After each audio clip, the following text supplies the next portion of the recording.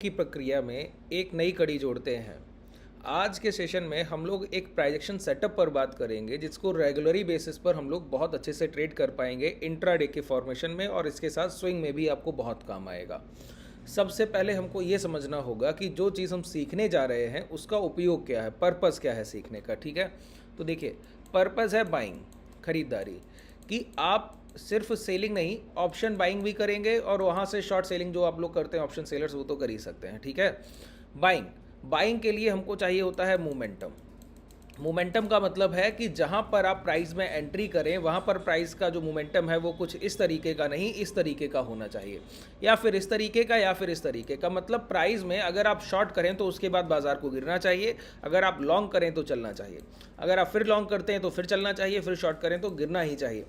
अगर प्राइस में आपकी एंट्री के बाद इस तरीके का कोई फॉर्मेशन होता है या इस तरीके का, मतलब प्राइस में रेंज बॉन्ड जो मोमेंटम है वो बायर के फेवर में नहीं है, तो आप इस तरीके के बाजार में फंस जाते हैं। अच्छा, तो जब हम मोमेंटम को बाजार में देख रहे हों तो हमारे पास कुछ ना कुछ इस तरीके के ट्रेड करने के प्रोसेस होने चाहिए जहां पर ये पता लगे कि प्राइस में इस तरीके का फॉर्मेशन एक ट्रेंड को बुलावा देता है, मोमेंटम को बुलावा देता है। तो बताइए, बहुत ध्यान से समझिएगा एक एक बात को। हम लोगों ने सबसे पहले जिस चीज़ को डिस्कस करना है वो ये कि हम लोग सीख क्या रहे हैं। देखिए, हम लोग सीख रहे हैं बायर सेलर का एग्रेसिव बिहेवियर।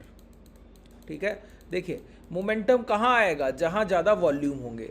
मोमेंटम कहाँ आता है? जहाँ पर खरीदारी और बिकवाली एक बड़े स्तर पर की जा रही हो, तो डिमांड उठने या सप्लाई आने की एक बड़ी संभावना आ जाती है।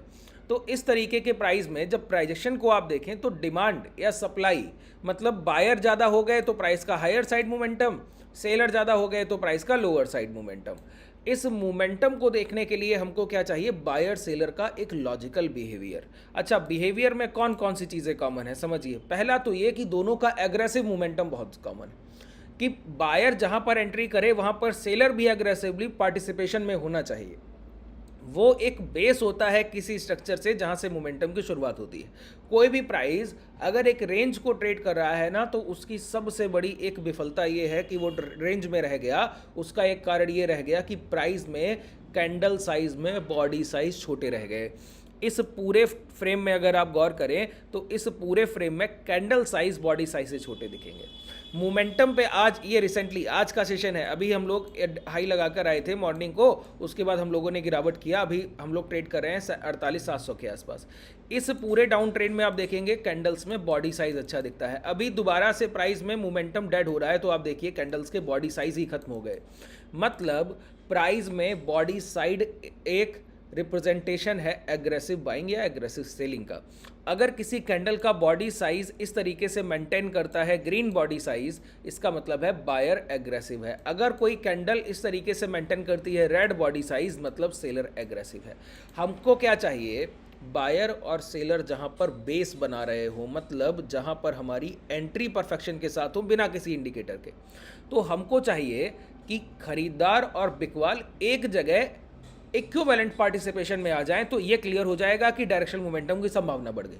और संभावना के बाद कंफर्मेशन पे हम लोग ट्रेड करते हैं। देखिए, तो एक अब फॉर्मेशन को समझने की हम शुरुआत करते हैं। समझिए, सबसे पहले हमको क्या देखना है पता है?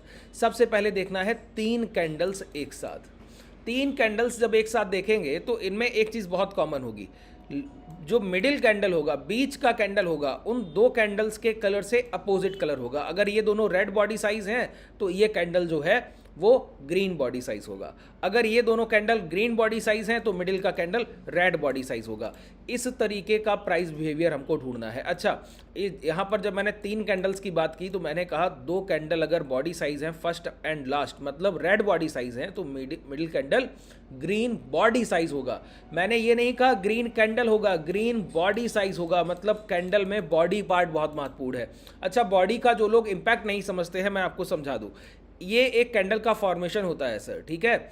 अगर ये रेड कैंडल इसको मान रहे हैं तो अपर विक का हाई रिप्रेजेंट करता है पूरी कैंडल का हाई। अगर 1 घंटे का हाई बोल दूं मैं, किसी प्राइस का 100 रुपया है, बॉडी पार्ट का हाई रिप्रेजेंट करता है ओपन प्राइस। अगर रेड कैंडल का फॉर्मेशन है, मैं बोल दूं कि ये ओपन प्राइस 98 रुपया है, फिर मैं बोल दूं कि बॉडी साइज का लोएस्ट पॉइंट रेड कैंडल में रिप्रेजेंट करता है क्लोजिंग को। ओपनिंग ये रिप्रेजेंट कर रहा है और क्लोजिंग ये रिप्रेजेंट कर रहा है। तो मैं बोल दूं कि इस कैंडल का जो क्लोजिंग है वो 92 है।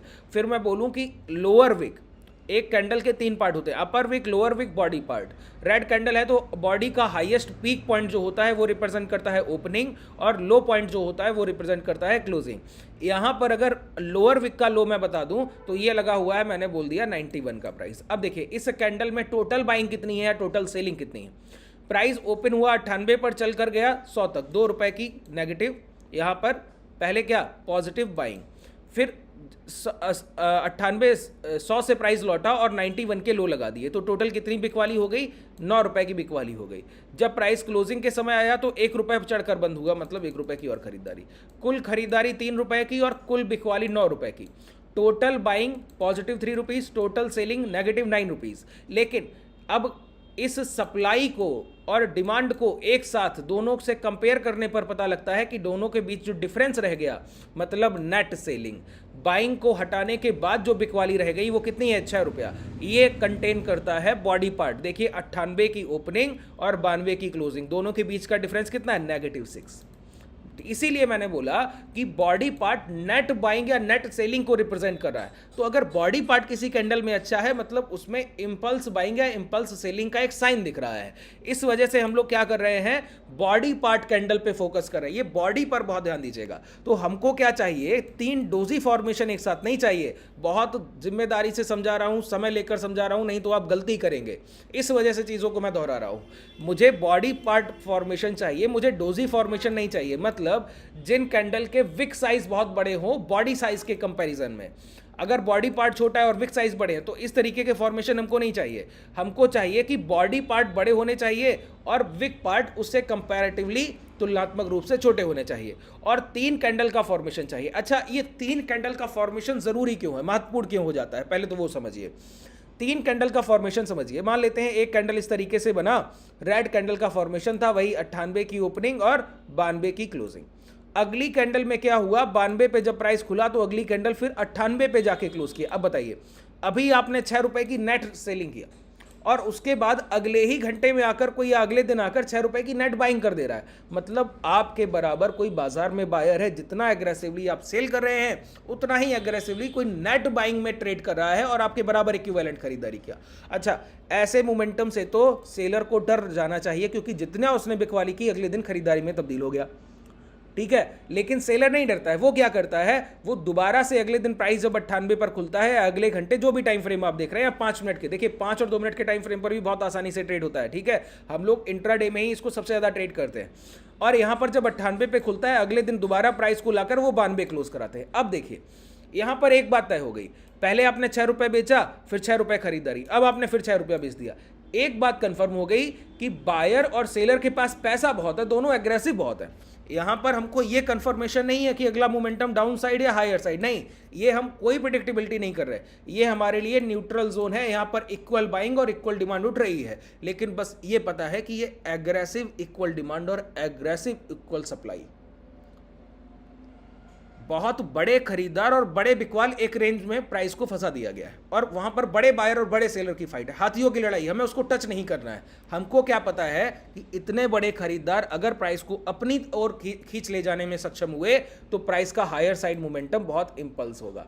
अगर इतने बड़े बिकवाल अपनी तरफ प्राइस को ले जाने में सक्षम हुए तो डाउन साइड मोमेंटम बहुत इंपल्स होगा। तो हमको क्या चाहिए, 2 कैंडल्स अगर green formation first and last हैं तो मिडिल कैंडल एक रेड कैंडल होना चाहिए। अगर 2 कैंडल रेड कैंडल के फॉर्मेशन है फर्स्ट एंड लास्ट तो मिडिल कैंडल एक ग्रीन कैंडल फॉर्मेशन होना चाहिए। पहला और आखिरी कैंडल ग्रीन कैंडल है तो middle candle red candle formation होना चाहिए। और इन तीनों कैंडल्स के हमको हाई और लो मार्क करके बैठने। मैंने क्या बोला, इन तीनों कैंडल्स के देखिए इस सेटअप पे काम करके देखिएगा सर, लाइव मार्केट में जाकर बैक टेस्टिंग करेंगे वो तो रिजल्ट आपको दिखेंगे ही, लेकिन बैक टेस्टिंग से आपको कोई पैसा तो मिल नहीं जाता है सर, है ना। आपको परिणाम तब देखने हैं जब लाइव मार्केट में चीज़ें आपके काम आ रही हो, तो लाइव मार्केट में जाकर चीज़ों पे काम किया कीजिए। ठीक है, अभी मैं आपको दिखाऊं, देखिए तो हमको क्या चाहिए, 3 कैंडल के इस तरीके से फॉर्मेशन, और उन तीनों कैंडल्स के हम क्या करेंगे, हाई लो मार्क कर लेंगे। अब इसके बाद एक बात और रह गई, देखिए यहां पर हम लोगों ने एग्रेसिव बाइंग सेलिंग की वजह से इस जोन को मार्क किया, इन 3 कैंडल्स के फॉर्मेशन को क्यों मार्क किया? एग्रेसिव बायर सेलर की वजह से। अगर इन 3 कैंडल्स के बाद प्राइस में फिर डोजी के फॉर्मेशन की शुरुआत हो गई, छोटे कैंडल बनने लगे, मतलब इन 3 कैंडल्स के बाद 7 से 8 नेक्स्ट कैंडल के फॉर्मेशन नहीं होने चाहिए। 7 से 8 कैंडल बनने से पहले पहले प्राइस के हाई या लो ब्रेक हो जाने चाहिए, तभी हम ट्रेड करेंगे। अगर नहीं हो रहे हैं, इसका मतलब है कि एग्रेसिव बायर सेलर जो थे, अब वो प्राइस में डोमिनेंस दोनों ने धीमा कर दिया है। अब धीमी खरीदारी, धीमी बिकवाली की शुरुआत हो गई, तो डोमिनेंस फिर खत्म हो गया। तो हम फिर लॉन्ग और शॉर्ट नहीं करेंगे, कर सकते हैं ऐसा नहीं, लेकिन उतना इंपल्स मोमेंटम नहीं मिलेगा जितना हम लोग चाहते हैं, इस वजह से ऐसा कर रहे हैं। तो क्या कहा बोला मैंने? 3 कैंडल्स के फॉर्मेशन जिनमें first and last candle equal colour का होगा और मीडियल कैंडल डिफरेंट कलर का होगा, और उसके बाद इसके हाई लो मार्क करेंगे, क्योंकि इसके बाद हम न्यूट्रल हो जाते हैं। हमको नहीं पता है अगला मोमेंटम क्या होगा, बस बायर और सेलर किसी एक तरफ होने की संभावना बढ़ जाती है। उसके बाद अगली 3 से 4 कैंडल में ही इसके हाई या लो ब्रेक हो जाने चाहिए, तभी ये हमारे लिए ट्रेडेबल है। ठीक है, तो देखिए यहाँ पे मैं एक एक करके ऐसे फॉर्मेशंस को हम लोग ढूंढते हैं और 3-4 ऐसे पॉइंट्स को, की पॉइंट्स को नोट डाउन करते हैं कि कहाँ कहाँ ऐसे मोमेंटम मिलते हैं। देखिए सबसे पहले ये 3 कैंडल के फॉर्मेशन, ये 3 कैंडल, अच्छा तीनों एक ही रेंज में बनेंगे, कोई अलग रेंज नहीं होगा। देखिए पहला कैंडल रेड है, दूसरा ग्रीन है। पहले आपने एक बॉडी साइज से कवर किया, अगले कैंडल में बॉडी साइज से फिर कवर अप हुआ, अगले कैंडल में थोड़ी, देखिए इक्विवेलेंट साइज के भी हो सकते हैं तीनों कैंडल, और तीनों कैंडल्स का साइज थोड़ा सा डिफरेंस हो सकता है, एक कम बड़ा है एक ज़्यादा बड़ा है, ऐसा भी हो सकता है। लेकिन ये नहीं होना चाहिए कि तीनों की क्लोजिंग एक दूसरे के अंदर होनी चाहिए। पहली कैंडल के अंदर दूसरी क्लोजिंग, दूसरी कैंडल के अंदर तीसरी क्लोजिंग, तो तीनों कैंडल्स की क्लोजिंग इसी हाई लो के राउंड होनी चाहिए, ये ज़रूरी है। ठीक है, तो इन कैंडल्स के अगर आप हाई लो मार्क कर लें इस तरीके से, सिर्फ हाई लो मार्क करने, ठीक है, ये मार्क किया। जैसे ही यहां पर हाई निकला तो देखिए 48,780 के बाद अभी जो हाई लग गए 49,070। ठीक है, इंट्राडे 5 मिनट के टाइम फ्रेम पर ये नियर अबाउट आपको 300 पॉइंट का रफली टारगेट है। ठीक है, अब यही एक सपोर्ट एरिया है। देखिए जब प्राइस में दोबारा गिरावट की शुरुआत हुई तो यहीं से डिमांड उठाई गई, और अभी हम इसी रेंज में एक कंसोलिडेशन कर रहे हैं, क्योंकि ये एक बायर्स जोन बन गया, यहाँ पर बड़ी खरीदारी हुई थी। ठीक है, अच्छा ये बाइंग जोन कैसे बन गया, इस पर सपोर्ट कैसे वर्क करता है, ये चीज़ें हम लोग बाद में डिस्कस करेंगे। पहले जितना सीखा है उस पर बहुत अच्छे से हम लोग काम कर लेते हैं। देखिए ये 3 कैंडल्स के फॉर्मेशन, अच्छा आप पहली 3 कैंडल लीजिए या दूसरी, यहां पर दोनों फॉर्मेशन एक साथ आपको दिख रहे हैं, ध्यान से देखिए। अगर आप पहली 3 कैंडल्स के फॉर्मेशन ले रहे हैं तो पहली फर्स्ट एंड लास्ट कैंडल ये हुआ ग्रीन और बीच का कैंडल रेड। अगर आप लास्ट की 3 कैंडल ले रहे हैं तो ये दोनों कैंडल रेड और बीच का कैंडल ग्रीन। हम कंबाइंड इन तीनों के ही, चारों के मिलाकर हाई और लो मार्क कर लेते हैं, और हमको क्या चाहिए, तुरंत इसके हाई या लो कुछ ब्रेकआउट या ब्रेकडाउन हो जाए। तो अगली कैंडल में ही इसके लो निकल गए। अब यहाँ पर शॉर्ट सेलिंग की अपॉर्चुनिटी है, ये आपके लिए एसएल एरिया हो गया, आपके टारगेट आपके सामने हैं सर। इसके बाद जब प्राइस ये लो ब्रेक किया तो 48,800 के बाद जो ये लो लगे हैं वो आप देखिए 48,570। ठीक है, इस तरीके से जब आप ट्रेड करते हैं तब आपको समझ आता है ये चीज़ें कितनी इफेक्टिव है। अच्छा ये एक जगह नहीं, हर जगह के फॉर्मेशंस में, किसी भी टाइम फ्रेम पे काम कीजिए, कहीं भी काम कीजिए, इन चीज़ों में कोई तब्दीली नहीं आनी। इक्विटी में भी आप इसी तरीके से काम करेंगे। ठीक है, अच्छा बैक टेस्टिंग आप लोग सर अब खुद कर लेंगे, जितना आप चाहें उतना बैक टेस्ट कीजिए, इस डेटा में कोई फर्क आने वाला है नहीं, जहां जहां आपको दिखेगा। ठीक है, जितनी बार आप प्राइस में, अब हमको यहाँ पर ढूंढना पड़ेगा बार बार। यहाँ पर देख लीजिए एक और फॉर्मेशन यहाँ पर दिख रहा है, तो उसको भी हम लोग देख लेते हैं जैसा पहले बना था। ठीक है, ये 3 कैंडल्स एक साथ। ठीक है, अब इसमें एक कैंडल का साइज छोटा है, लेकिन हमको क्या जरूरी है, बॉडी पार्ट बड़े होने चाहिए। तो देखिए इसमें विक साइज से बॉडी पार्ट बड़ा है, बीच का कैंडल ग्रीन है, बॉडी पार्ट विक साइज से बड़ा है, ये कैंडल छोटा रह गया, इसका भी बॉडी पार्ट विक साइज से बड़ा है। 3 कैंडल इक्विवेलेंट एक दूसरे के अंदर की क्लोजिंग।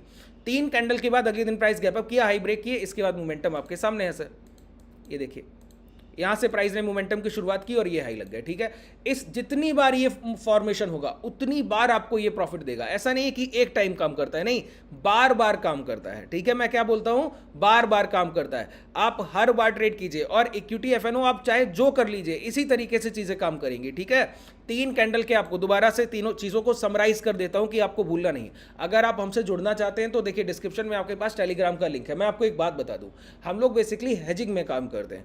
हेजिंग में जिस तरीके से काम होता है ना सर, अभी आप रिसेंटली मार्केट को हम लोग ट्रेड करते हुए देख रहे हैं, देखिए 48,750 के आसपास। हम लोग 3-3, 4-4 दिन से अपनी पोजीशंस को 200, 300 इस तरीके के प्रीमियम को सेल करके पूरे जीरो कराने के लिए होल्ड कर रहे हैं। और यहाँ पर हम लोगों ने 80 टू 100 पॉइंट्स बोथ साइड से डिके ले लिया है। और ये पोजीशंस इंट्राडे में भी हम लोग ट्रेड करते हैं, कल भी ट्रेड किया था, आज भी ट्रेड करें। जब टेलीग्राम को आप ज्वाइन करेंगे वहाँ पर आपको दिखेगा। ऊपर से हम लोगों के पास 53,000 का पोजीशन, नीचे से हम लोगों के पास 46,000 का पोजीशन, 45,500 ये पुट के स्ट्राइक प्राइस शॉर्ट रखे हुए हैं, और इनमें हाईली प्रीमियम। अभी आप गौर करें बैंक निफ्टी क्या ट्रेड कर रहा है। देखिए, आप लोग ऑप्शन सेलर और हेजर को प्रॉफिटेबिलिटी को नहीं समझते हैं।